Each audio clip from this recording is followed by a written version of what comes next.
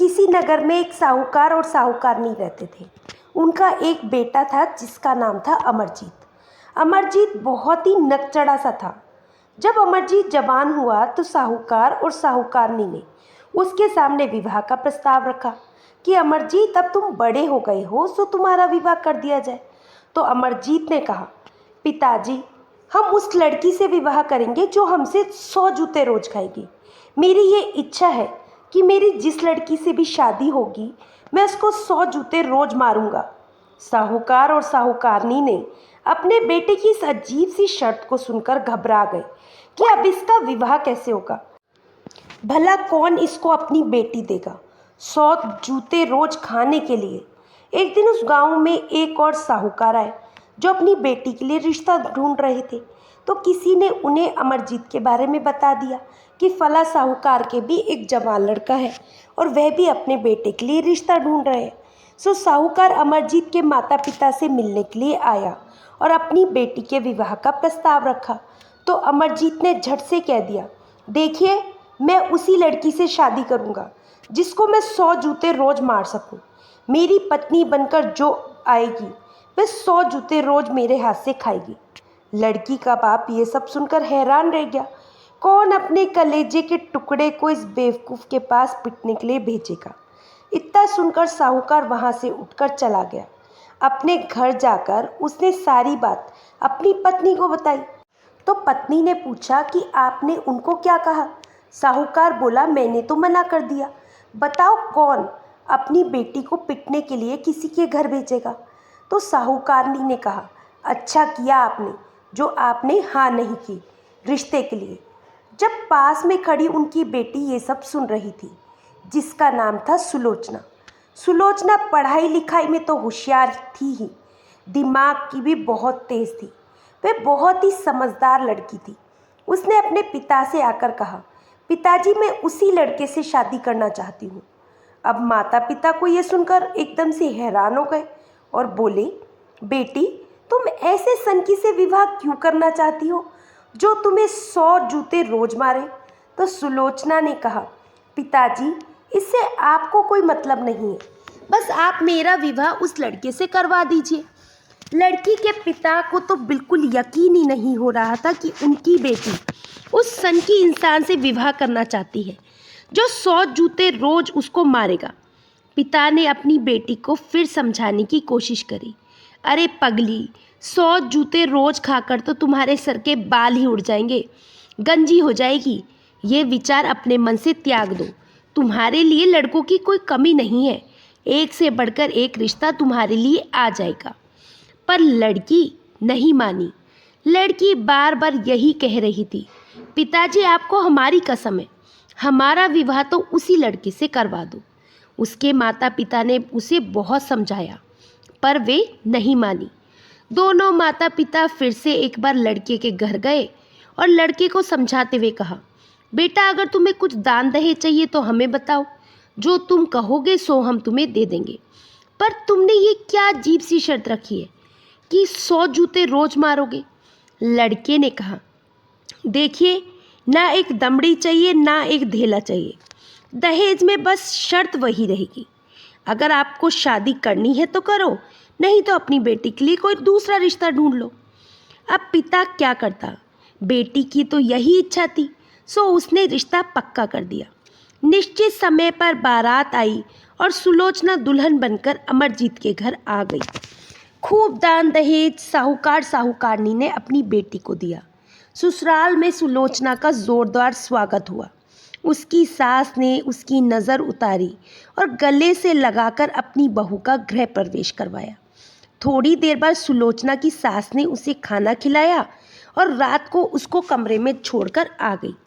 पहली ही रात सुलोचना अपने बिस्तर पर बैठी अपने पति का इंतज़ार कर रही थी कि तभी अमरजीत आया और अपने पैर से जूता निकाल कर बोला, अपना सर आगे करो, मुझे 100 जूते मारने हैं। अब सुलोचना ने कहा, देखिए, 100 जूते तो आप मार लीजिए, मुझे कोई आपत्ति नहीं है। सब कुछ पता होने के बाद ही मैंने आपसे शादी की है, सो मैं 100 जूतों से नहीं डरती। पर आप मुझे एक बात बताइए, मेरे माँ बाप ने मुझे जन्म दिया, पाल पोस कर बड़ा किया और इतना दान दहेज देकर मेरी शादी की। आज तक उन्होंने तो मुझे कभी एक जूता भी नहीं लगाया। तुम किस अधिकार से मुझे 100 जूते लगाओगे?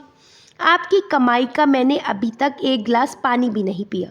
जो खाना दिया वे आपकी माँ की कमाई का था, आपके पिता की कमाई का था। आपकी कमाई का तो था नहीं, तो मैंने कुछ भी ना अभी तक इस्तेमाल किया है और ना ही कुछ खाया है। तो आप किस अधिकार से मुझ में 100 जूते लगाएंगे? पहले मुझे अपने कमाई का कुछ खिलाओ, कुछ दो, जब तुम हकदार होते हो 100 जूते लगाने के। लड़का बिल्कुल चुपचाप हो गया। बात तो सही थी। अभी तक जो भी था वे सब माता पिता की ही कमाई थी। उसने तो अभी तक कुछ कमाया ही नहीं था। अमरजीत को तो जैसे ये बात सुनकर झटका सा लगा और वह उठकर अपने माता पिता के पास पहुंचा। उसने अपने माता पिता से सारी बात कह सुनाई तो उसके पिता ने भी उससे यही बात कही। बेटा, बात तो बहू बिल्कुल सही कह रही है। देखो, हालांकि हमारे पास इतना पैसा है कि हमारी 7 पुश्तें बैठकर खा लेंगी, तुम्हें जिंदगी भर किसी काम की ज़रूरत नहीं पड़ेगी। पर बेटा, बात तो यही है ना कि तुम्हारी कमाई का कुछ नहीं है। अमर सिंह को ये बात चुभ गई। उसने अगले दिन ही व्यापार करने जाने की सोची। असल में उसके पिता एक व्यापारी थे जो पानी के जहाज पर सामान लादकर दूसरे देशों में खरीद और बिक्री करते थे। सो अमर सिंह ने भी यही व्यापार करने की सोची। उसने अपने पिता से कहा, पिताजी, आप मुझे एक पानी का जहाज दो और व्यापार करने के लिए अमूल्य वस्तें दो, थोड़ा सा धन दो। आप देखना, मैं बहुत जल्द बहुत सारा धन कमा कर लौटूंगा। इतना कहकर अमर सिंह ने अपने पिता से व्यापार की सारी जानकारियां ली और व्यापार करने के लिए चल दिया। जाते समय उसने अपनी घरवाली यानी सुलोचना से कहा, तुम देखना, मैं बहुत जल्दी बहुत सारा धन कमा कर लौटूंगा। फिर उस धन से तुम्हें खिलाऊंगा, पिलाऊंगा और फिर पूरे अधिकार से जितना भी समय मुझे रास्ते में लगेगा, एक एक दिन के हिसाब से तुम्हें 100 जूते लगाऊंगा। ये बात सुनते ही सुलोचना ने कहा, ठीक है मेरे सरताज, जब आप लौट कर आओगे तब मेरा सिर आपके सामने झुका हुआ होगा। आप जितनी मर्जी हो जूते लगा लेना। अमर सिंह सबसे विदा लेकर अपने जहाज में बैठकर व्यापार के लिए निकल गया। उसके चेहरे पर उसकी घमंड भरी मुस्कान साफ झलक रही थी। उसके माता पिता को भी बड़ा संतोष हो रहा था कि ना जाने इस सफ़र के बाद हमारा बिगड़ैल बेटा थोड़ा सा सुधर जाए। इधर अमर सिंह अपने पानी के जहाज में चला जा रहा था। 3-4 दिन का लंबा सफ़र उसने तय कर लिया। सो एक बंदरगाह पर उसने रुकने की सोची। फिर क्या था, उसने लंगर डाल दिया। जहाज एक तरफ लगाकर जहाज से उतरा और उस नगरी का जायज़ा लेने के लिए थोड़ी दूर चला। उसने देखा कि सामने से एक आदमी हाथ में लाठी लिए लाठी के सहारे चला आ रहा था। जब वे आदमी पास आया तो अमर सिंह ने कहा, उसकी एक आंख पर हरी पट्टी लगी हुई थी, जिससे मालूम होता था कि इस आदमी की एक ही आंख है।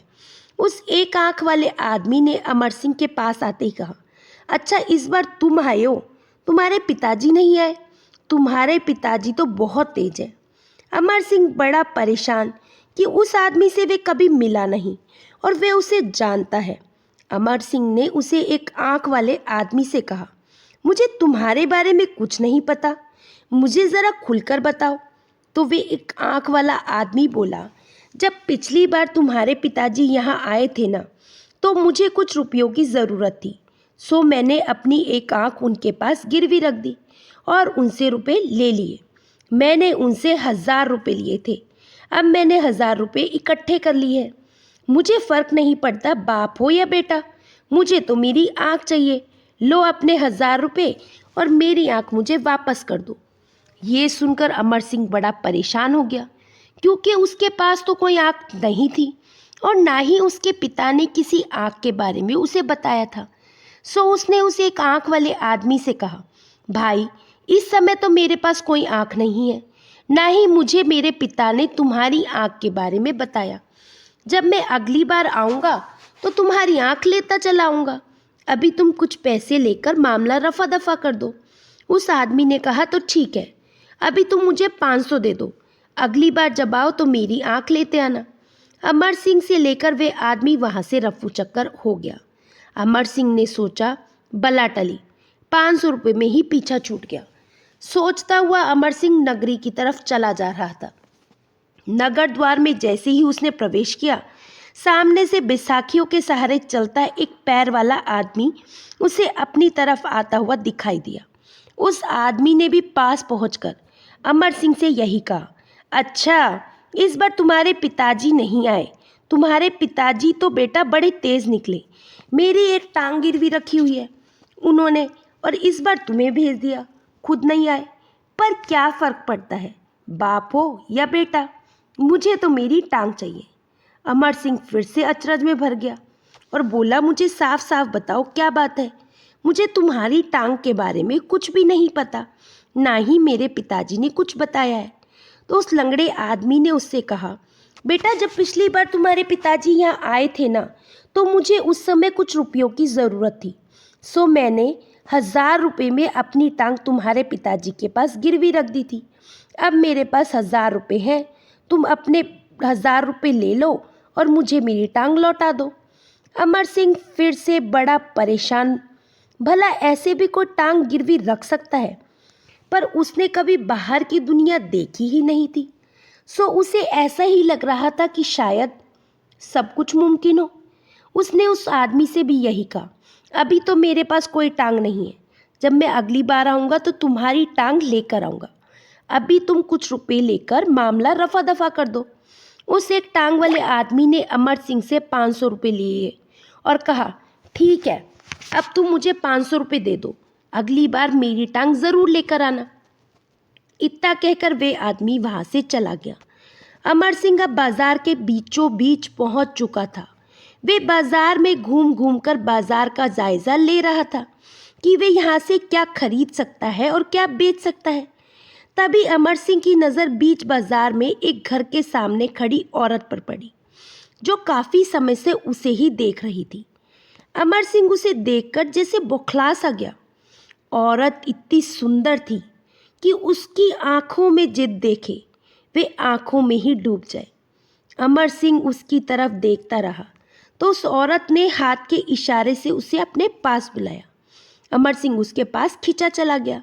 जब वे उस औरत के पास पहुंचा तो उसने अमर सिंह से पूछा, लगता है तुम यहाँ नए आए हो? अमर सिंह ने हाँ में सिर हिलाया। तो उस औरत ने कहा, तो फिर तो तुम हमारे अतिथि हुए, और हमारे यहाँ पर ये परंपरा है कि जब भी कोई अतिथि आता है तो हम उसे सोने के गिलास में दूध देते हैं। उस सुंदरी ने उसे एक सिंहासन पर बैठने का इशारा किया और घर के अंदर चली गई। थोड़ी देर बाद वे सुंदरी अंदर से वापस आई तो उसके हाथ में एक सोने का गिलास भरा हुआ था। उसने वे अमर सिंह को पीने के लिए दिया। अमर सिंह ने भी वहाँ का रिवाज समझकर पूरा दूध एक ही घूंट में पी लिया, क्योंकि उसे भूख भी लगने लगी थी। अमर सिंह ने जैसे ही दूध पीकर गिलास नीचे रखा, तभी वहाँ पर एक बिल्ली आई। उसने उस गिलास को अपने मुंह में दबाया और अमर सिंह के जहाज की तरफ दौड़ पड़ी। जहाज में घुसकर उस बिल्ली ने सोने के गिलास को जहाज में छिपा दिया और वापस घर लौट आई। अमर सिंह इन सब बातों से अनजान था। अब वे जैसे ही चलने के लिए उठा तो उस सुंदर स्त्री ने उससे कहा, कहाँ जा रहे हो अतिथि? जाते जाते मेरा सोने का गिलास तो देते जाओ। अमर सिंह ने अब वहाँ यहाँ बात देखा। उसने गिलास रखा था, पर अचरज की बात ये थी कि वहाँ तो गिलास था ही नहीं। असल में वे सुंदर स्त्री एक ठगनी थी, जो अपनी बिल्ली के जरिए लोगों को ठगती थी।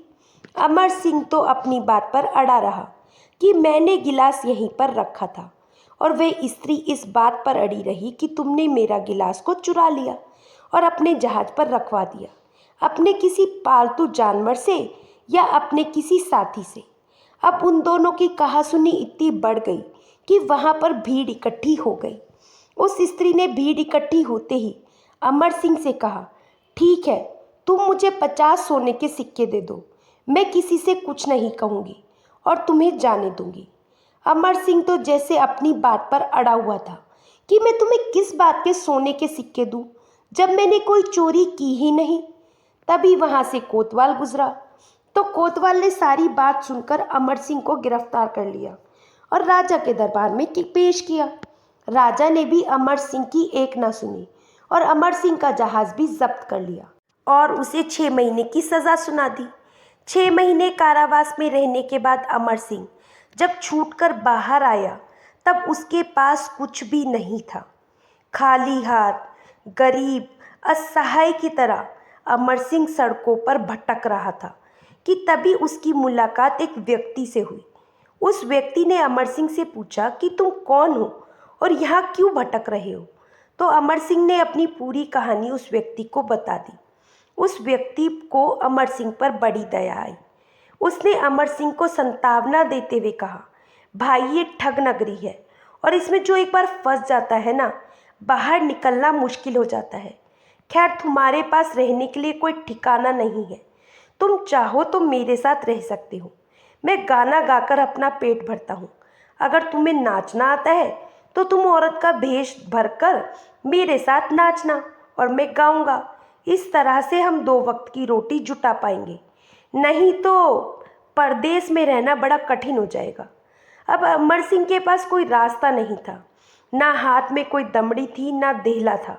सो उसने उस व्यक्ति की बात मान ली और औरत का वेश भर के नाचना गाना शुरू कर दिया।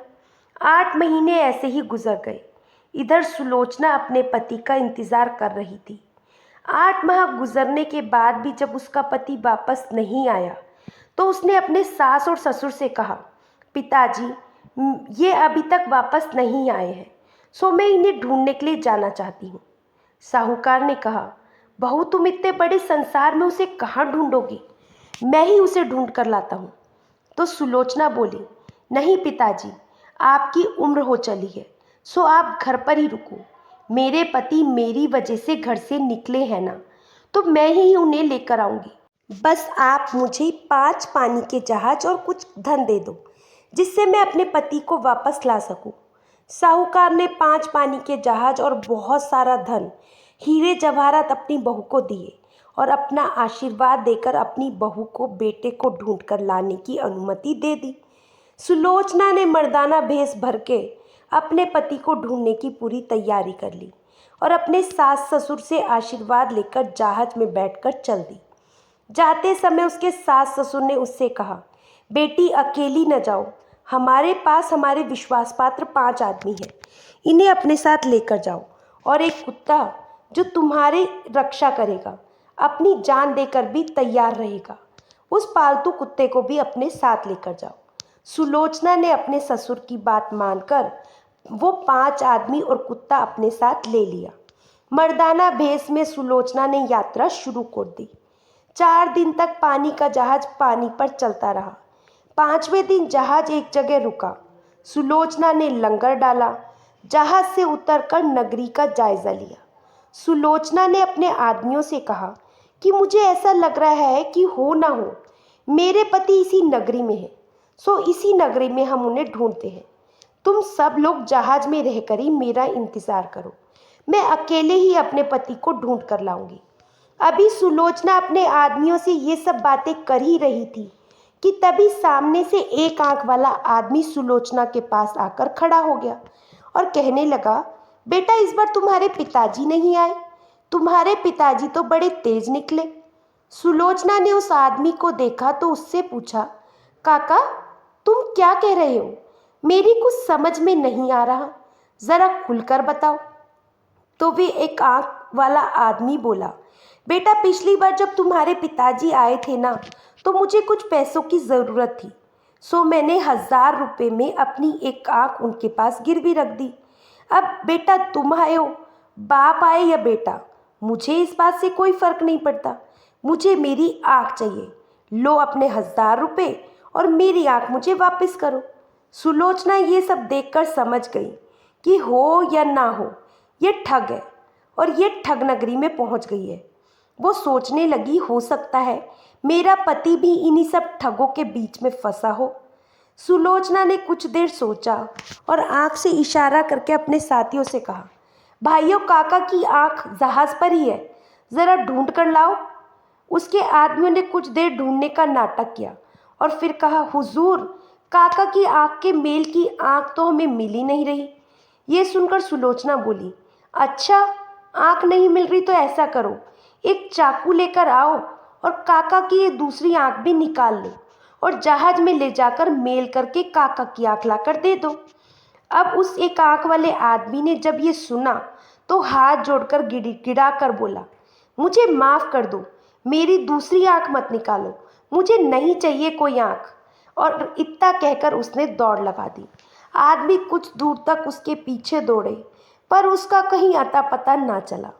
ये सब देखकर साथियों ने सुलोचना से कहा, हुजूर, यहाँ के लोग बड़े शातिर हैं, सो हम आपको अकेले नहीं जाने देंगे।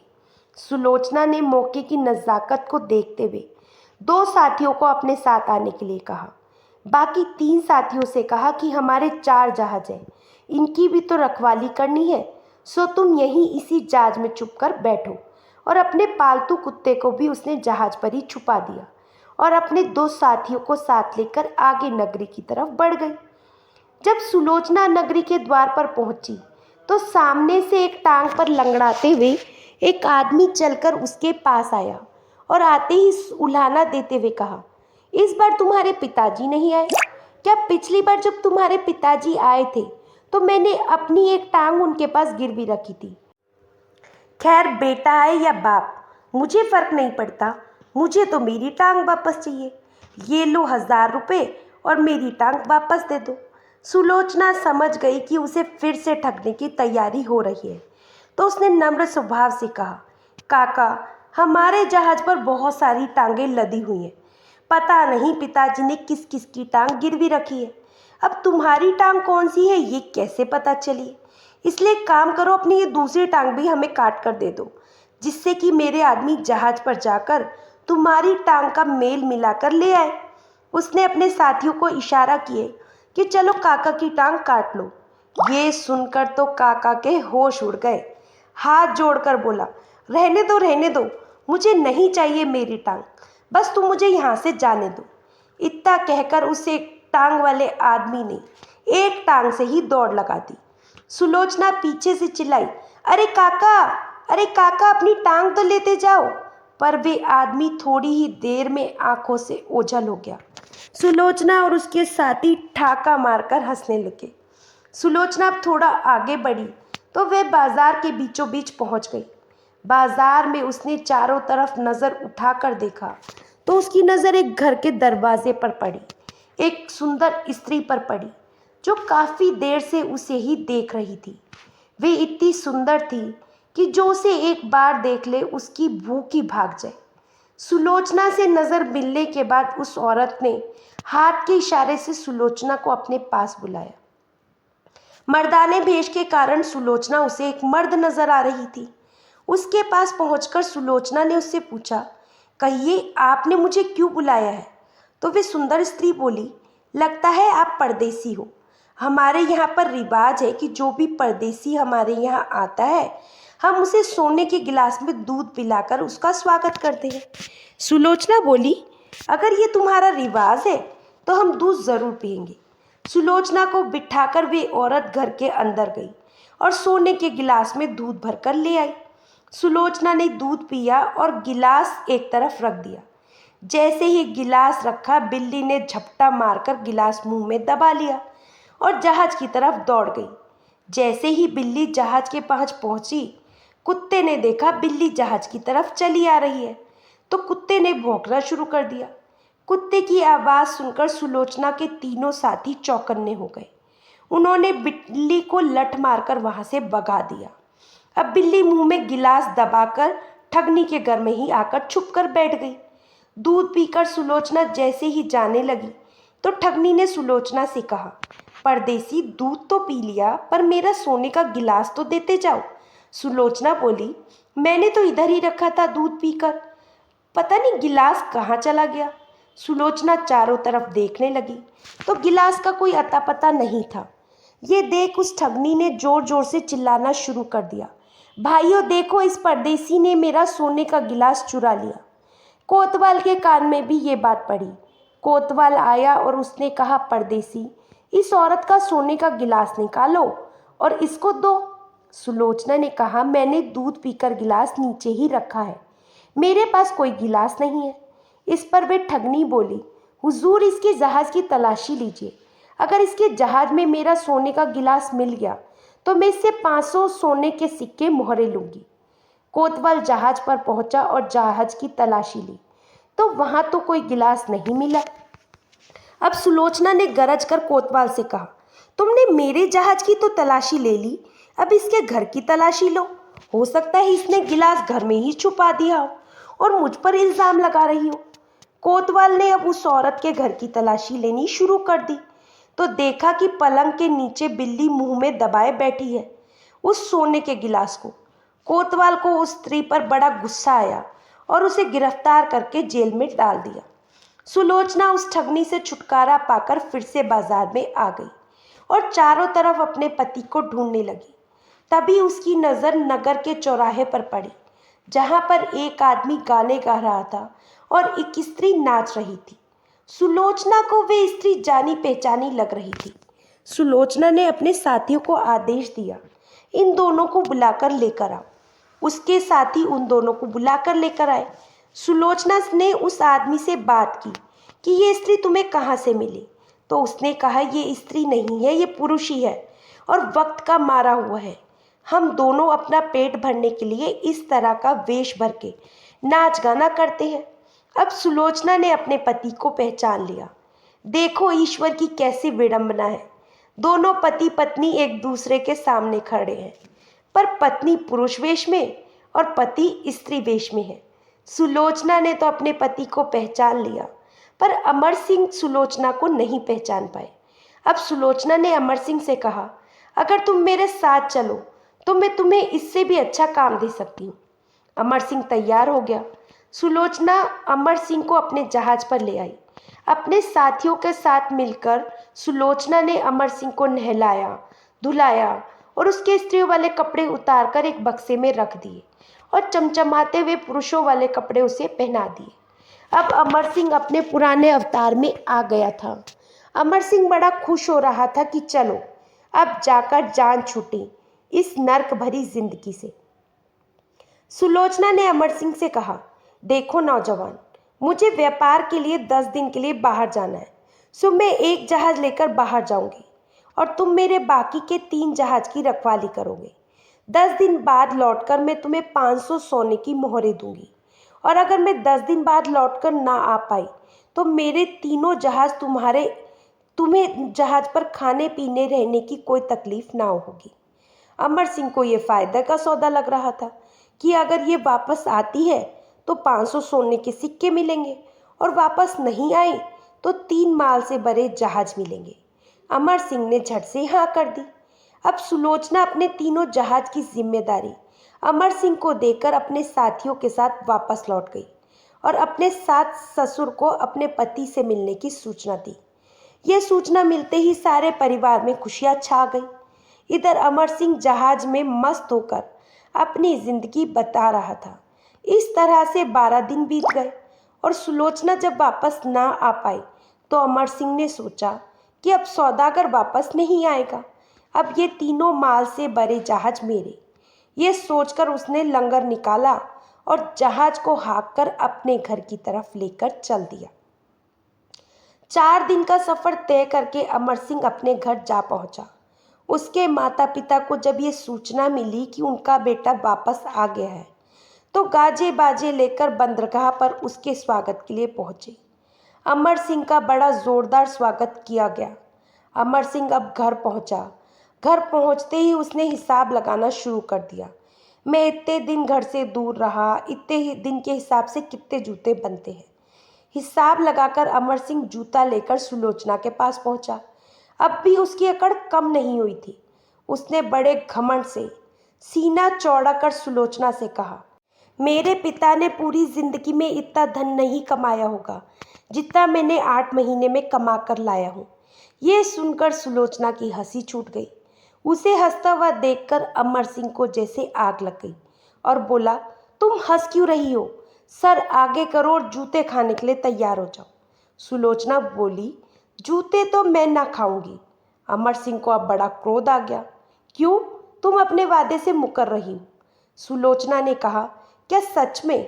क्या वास्तव में ये धन तुम कमा कर लाए हो, या फिर किसी सौदागर ने तुम्हें खैरात में दिया है? ये सुनकर तो अमर सिंह के पैरों के नीचे से ज़मीन खिसक गई कि इसको ये सब कैसे पता चला। थोड़ी देर बाद ही सुलोचना ने वे बक्सा खोल कर दिखाया जिसमें अमर सिंह के जनाने कपड़े, जिन्हें पहनकर अमर सिंह चौराहे पर नाचता था। उन कपड़ों को देखते ही अमर सिंह शर्म से पानी पानी हो गया। वे आश्चर्य से अपनी पत्नी की तरफ देखने लगा तो सुलोचना ने कहा, जो सौदागर तुम्हें मुसीबत से निकाल कर लाया वे और कोई नहीं बल्कि मैं ही हूँ, जिसने तुम्हारी मदद की, जिसने तुम्हें 3 जहाज माल के भरे हुए दिए। वे कोई और नहीं, वे मैं हूँ। अमर सिंह ने जब ये सुना तो उसका घमंड एक झटके में चकनाचूर हो गया और हाथ जोड़कर सुलोचना से माफ़ी मांगने लगा। कहने लगा, इस बात को यहीं दबा दो। भाग्यवान, ये बात किसी और को मत बताना। मैं इस तरह की किसी मुसीबत में फंसा था। सुलोचना ने हंसते हुए कहा, जूते नहीं मारेंगे जनाब। अमर सिंह की अब सारी अकड़ निकल चुकी थी। हाथ जोड़कर बोला, ना ना भाग्यवान, चाहो तो तुम मुझे 100 जूते रोज मार लिया करना, पर इस राज को राज ही रहने दो। किसी के सामने मेरी पोल मत खोलना। अब सुलोचना और अमर सिंह बड़े प्यार से एक दूसरे के साथ रहने लगे। आशा करती हूँ दोस्तों आपको ये कहानी अच्छी लगी होगी। कहानी अच्छी लगी हो तो चैनल को सब्सक्राइब कर लीजिए और कहानी को आगे फॉरवर्ड करना बिल्कुल ना भूलिएगा। फिर मिलेंगे दोस्तों एक नई कहानी और एक नए विचार के साथ। तब तक हंसते रहिए, मुस्कुराते रहिए, स्वास्थ्य का ध्यान रखिएगा। जय श्री कृष्ण।